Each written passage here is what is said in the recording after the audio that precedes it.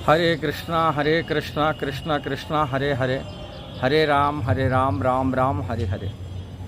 जीव जब पतन उन्मुखी होता है तभी वो स्त्रियों की अपमान करता है।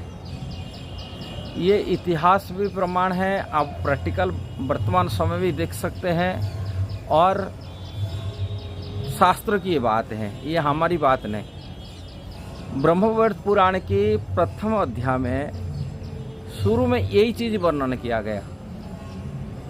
संसार में जो भी स्त्री की स्वरूप है, जो जीवात्मा को स्त्री के स्वरूप मिला है, वो श्रीमती राधा रानी की मूल शक्ति, भगवान का मूल शक्ति श्रीमती राधा रानी की स्वरूप वाली माना जाता है, लक्ष्मी की स्वरूप वाली माना जाता है। जिसी कारण से भारतीय संस्कृति में कोई भी बेटी जन्म होता है, घर में कहते लक्ष्मी आ गई, राधा रानी आ गई, ये कहते हैं। इसी कारण से ये शास्त्र में वर्णन किया गया, इसी में लिखा गया कोई भी स्त्री के साथ में झगड़ा नहीं करना चाहिए, अपमान नहीं करना चाहिए, अपशब्द नहीं बोलना चाहिए, उनको सम्मान करना चाहिए। और जो समाज स्त्रियों को सम्मान करता है वो समाज का उन्नति करता है, यश में, कीर्ति में, धन में, श्री में वो वृद्धि होता है।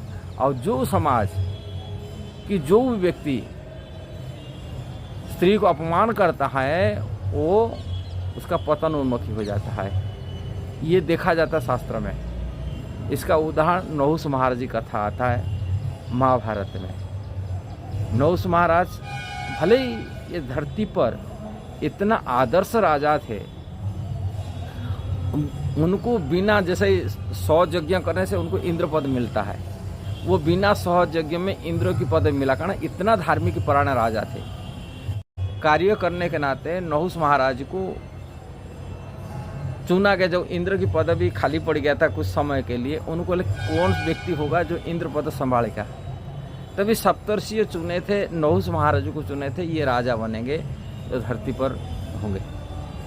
किंतु वहाँ जाते ही इंद्राणी के भोगने के मन में विचार आ गया, कारण उनको धरती के राजा थे, जो स्वर्ग के राजा बन गए, भोगने का इच्छा प्रकट किए, मन में आ गया, प्रतिष्ठा भावना आ गया, पूजा मान सम्मान जो मिलता है व्यक्ति अहंकार वशीभूत हो जाता है। ऐसे ही धरती पर कोई भी व्यक्ति यदि अहंकार वशीभूत होकर की, पूजा प्रतिष्ठा की वशीभूत होकर की स्त्री को अपमान करता है, स्त्री को अपशब्द बोलता है, उनका पतन के कारण बन जाता है, वो पतन उन्मुखी हो जाता है। इसलिए शास्त्र का सिद्धांत पर स्त्री को कभी असम्मान करना नहीं चाहिए।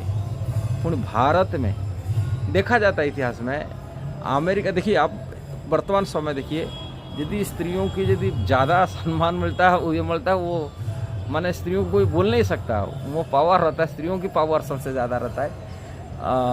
पाश्चात्य सभ्यता जैसे देखा जाएगा, अमेरिका हो, यूरोप में है, वो ज़्यादा हो रहता है, जिस कारण वो देश प्रगतिशील है। अब देखिए अफगानिस्तान से तालिबान के शासन होता है, वो स्त्रियों को पूरा कोई इज्जत नहीं होता है, स्त्रियों के बाद बहुत अत्याचार होता है, जिस कारण वो बहुत दारिद्र्य में जीवन बिताना पड़ता है, दरिद्र में रहना पड़ता है। ये प्रैक्टिकल आप देख सकते हैं, धरती पर एक कार्य होता है। इसीलिए स्त्रियों के अपमान कभी सह नहीं सकते, धर्म नहीं सकता, धर्म को हानि हो जाता है। ये बात तो ब्रह्मवैवर्त पुराण में वर्णन किया गया, ये बात सिद्धांत की बात है। इसलिए स्त्री को कभी किसी भी परिस्थिति में, किसी भी काल में, किसी स्थिति में अपशब्द नहीं बोलना चाहिए। असाधु महात्मा को तो कभी नहीं बोलना चाहिए। साधु यदि होता है, यदि साधु स्त्रियों पर अपशब्द बोलता है, निश्चित साधु की पत्नी, या चाणक्य पंडित भी कहे, कोई स्त्री दोनों यदि बैठे, दो स्त्री का बीच में नहीं जाना चाहिए, कि स्त्री की कोई झगड़ा होता है उसमें शामिल नहीं होना चाहिए। और स्त्री भले कुछ भी कुछ उल्टा सीधा बोल दिया, वह तो सही जाना चाहिए। और साधु महात्मा यदि कोई होता है, ऐसे ही शास्त्र में कहते हैं, यदि कोई महात्मा लोग हैं, कोई महात्मा साधु सन्यासी हैं, उसको अपमान करना जितना हानिकारक है, इतना एक स्त्री को अपमान करना इतना हानिकारक है। अपशब्द करना, कोई स्त्री नाराज नहीं होना चाहिए। ये ही शास्त्र का सिद्धांत है। अब व्यक्ति की यही प्रगति के कारण होता है, जिस स्त्री को सम्मान करता प्रगति करता। और दूसरी चीज, प्रैक्टिकल हम लोग जाते, कॉलेज में जाते, भारत की बात बताता हूँ, भारत में कई स्कूल कॉलेज जाते हैं, जो हम देखते हैं भारत में आज भी भारत धर्म को रक्षा करने वाले होते हैं, लड़कियां होते, स्त्री होते। भले पुरुष लोग हो जाके बाहर इधर उधर खाना खा लेते, कि स्त्री बाहर हर चीज़ नहीं खाना खाते, वो हर चीज़ देखते हैं, हम क्या खाएंगे क्या नहीं खाएंगे वो विचार करते, अपने घर में शुद्धता, व्रत उपवास देखते, स्त्रियों सबसे ज़्यादा करते हम देखते। किंतु ऐसा समाज को बोल रहे आजकल सब ऐसा गलत काम में लग गया, ये बड़ा अपमान की बात है। मैं जो बात बता आप लोग समझ जाते होंगे कि स्त्री अपमान करना, स्त्री को गलत शब्द बोलना, स्त्रियों का बहुत बड़ा ये खतरा है सभी के लिए, समाज के लिए, देश के लिए। इसलिए ऐसा शब्द कभी व्यवहार नहीं करना चाहिए। भले कितना बड़ा महात्मा हो, कितना बड़ा राजा हो, कितना बड़ा पोस्ट अधिकारी हो, वो स्त्री अपमान करने वाला व्यक्ति वो नष्ट हो जाता है। लेकिन ऐसा शब्द बोल दिए एक रैपिस्ट को, एक जिसमें भारत का जो एजेंसी, जो जांच एजेंसी, उनको पाया गया ये एक रैपिस्ट है, उसको सरकार माने अदालत की तरफ से जजमेंट दिया गया, जेल उनका आजीवन कारावास दिया गया।